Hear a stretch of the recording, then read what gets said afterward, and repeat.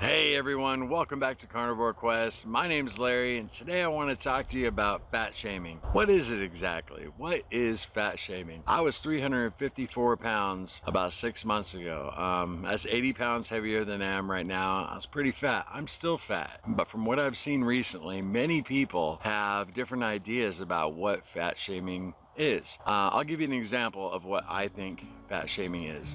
Going over to my son's house for an afternoon barbecue, and there's a bunch of patio furniture around, some of it not too sturdy. And at my heaviest, my son might come over and say to me, Dad, you might not want to sit on those. That's more sturdy, just to let you know. And he'd do it on the side. He wouldn't make a big announcement. To me, that's not fat shaming. He's just looking out for me. He knows, I've destroyed patio furniture before.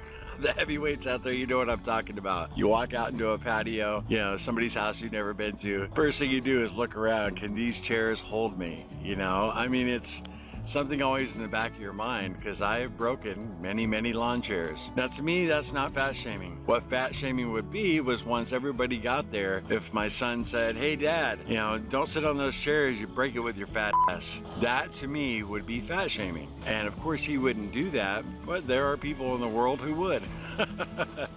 And to me, that's what it is. Recently in our Facebook group, somebody posted this picture, and I included the caption, something about Britain's new Minister of Health or something like that, but that's all it said. I'll put it up here on the screen so you can see it. And this riled up a lot of people. I actually had a handful of people report that and want it pulled down. Actually, a few of them said, if you don't pull it down, I'm leaving the group. It takes a lot in our group for a post to be pulled down. If it's just flat out mean towards somebody else, yeah, we've had to do it a couple times. But for the most part, we feel that people should be able to speak their minds. Spirited debate is a good thing. All I saw when I saw the post was irony. It's ironic, somebody who's obviously not very healthy, not in the best shape of her life, is in charge and a leader when it comes to health for the people of Britain. So I just thought it was an ironic post, and Cassie felt the same way. Now, everybody's entitled to their opinion, and if that post had offended somebody, that's cool too. I don't like everything I see. Just for me, I didn't think that was fat shaming. We actually did have a couple people leave the group because I refused to take it down. Cassie and I are very big on free speech. I remember when I was around 10 years old, I know I was around 10 years old because my parents had just divorced. My dad and I had a ritual of going to In-N-Out Burger,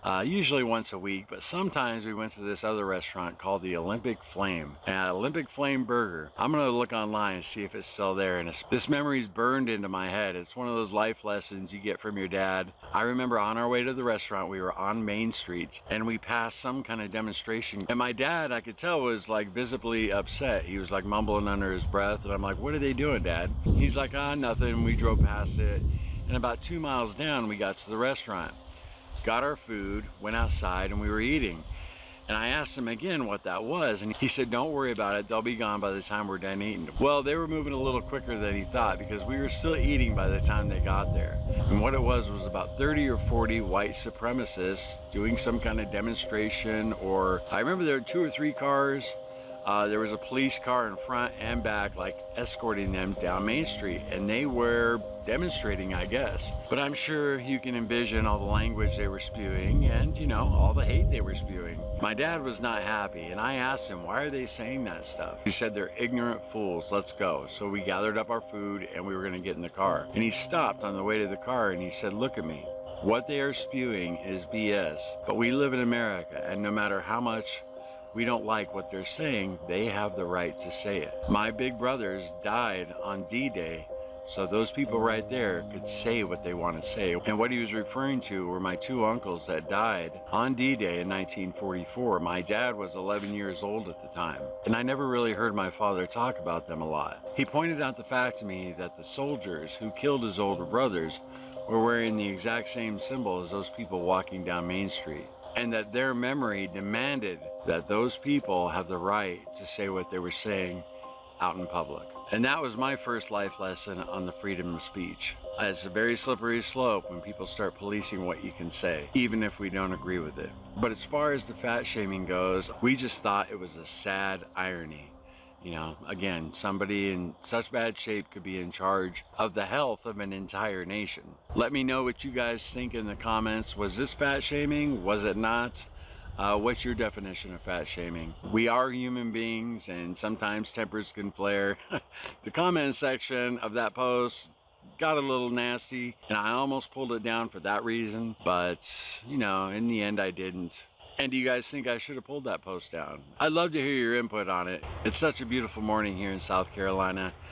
This is kind of a spur of the moment video, but I definitely, as soon as I saw the firestorm that just that picture caused, I thought I'd bring it to you guys and get your opinion. Dr. Sean Baker gets accused of fat shaming a lot. And you know, he can be a little rough around the edges at times, but again, he's free to speak his opinion, and we're free to agree with it or disagree. Tonight, Cassie and I have our very first interview. A young lady named Jessalyn Randall reached out to us a few months ago and scheduled the interview. It's tonight, and Cassie and I are really excited. She's such a nice lady, and we're really looking forward to talking to her. I'd love to bring that interview to you guys, and I'm hoping to do that this Sunday. When we did the interview with Sean, I got to fire the questions. This time, they'll be fired at us. So it's going to be cool. So I really appreciate you guys stopping by today. Give me a little bit of your time. If you're new to the channel, it'd be really cool if you subscribe and root Cassie and I on as we're on a journey to lose 250 pounds, eating the carnivore diets. We're about halfway there. And for everybody, whether you think that photo's fat shaming or you don't, be really cool if you hit the like button for me. Remember to be looking for that interview on Sunday, y'all. Till next time, no sugar, no carbs, no cheating. Later.